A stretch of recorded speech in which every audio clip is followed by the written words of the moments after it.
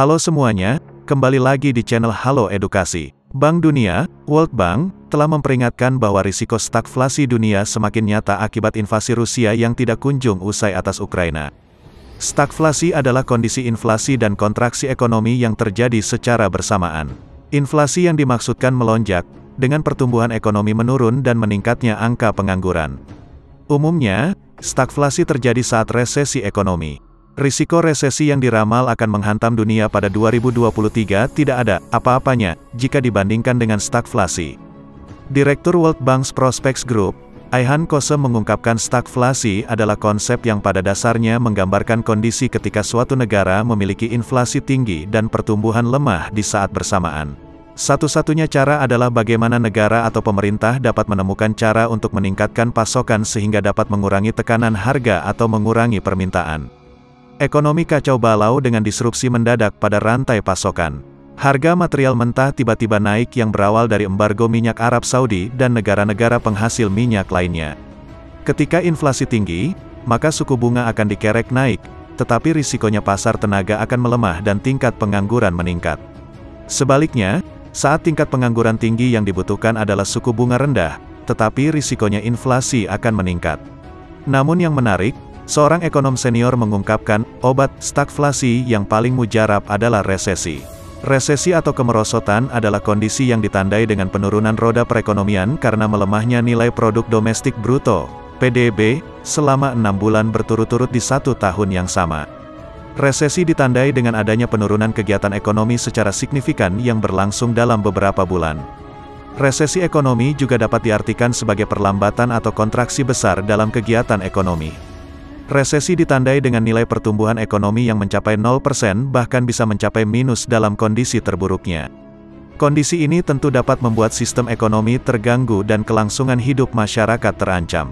Penurunan kondisi ekonomi dan PDB ini tentunya disebabkan oleh banyak faktor, antara lain. 1. Inflasi. Inflasi adalah kondisi di mana harga barang mengalami kenaikan secara terus-menerus. Hal ini sebenarnya bukan sesuatu yang buruk. Namun jika kenaikan harga ini terjadi secara berlebihan atau signifikan, maka tentunya akan berdampak bagi masyarakat dan menimbulkan resesi. 2. Deflasi. Keterbalikan dari inflasi, deflasi adalah kondisi di mana harga barang terus mengalami penurunan secara signifikan.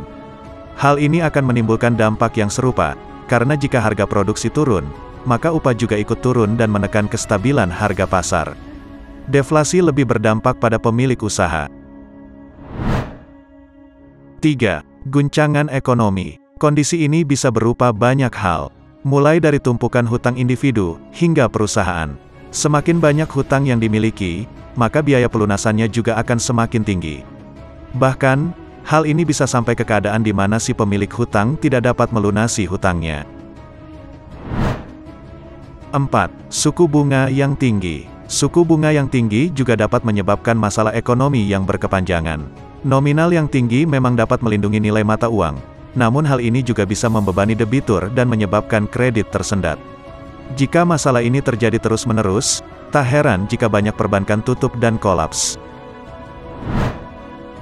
5. Lebih besar impor daripada ekspor. Ketika negara lebih banyak mendatangkan kebutuhan pokoknya dari luar negeri dan tidak diimbangi dengan penjualan produk dalam negeri keluar, maka hal ini akan memicu terjadinya resesi. Sudah jelas, pengeluaran untuk mendapatkan barang impor lebih besar daripada pendapatan dari penjualan produk lokal keluar. Hal ini tentu akan menyebabkan defisitnya anggaran negara. Resesi ekonomi pernah terjadi di Indonesia baru-baru ini. Hal tersebut terjadi karena pandemi COVID-19 yang melanda Indonesia dan negara-negara dunia pada awal 2020 lalu. Virus corona yang masuk ke Indonesia pada Maret tahun 2020 lalu, menyebabkan pemerintah harus membuat kebijakan lockdown atau PSBB, pembatasan sosial berskala besar, untuk mengurangi mobilitas warga dan meminimalisir tingginya angka terinfeksi COVID di Indonesia. Resesi ini ditandai dengan jumlah pertumbuhan ekonomi di Indonesia pada kuartal I dan kuartal 2 di tahun 2020 mencapai minus 3,1%. Pemberlakuan kebijakan ini juga menyebabkan banyak perusahaan mengalami kerugian dan gulung tikar, melemahnya aktivitas ekonomi di masyarakat dan banyaknya pekerja yang dirumahkan atau mengalami pengangguran. Ekonom senior INDEF, Afiliani menilai Indonesia masih memiliki daya tahan terhadap risiko stagflasi.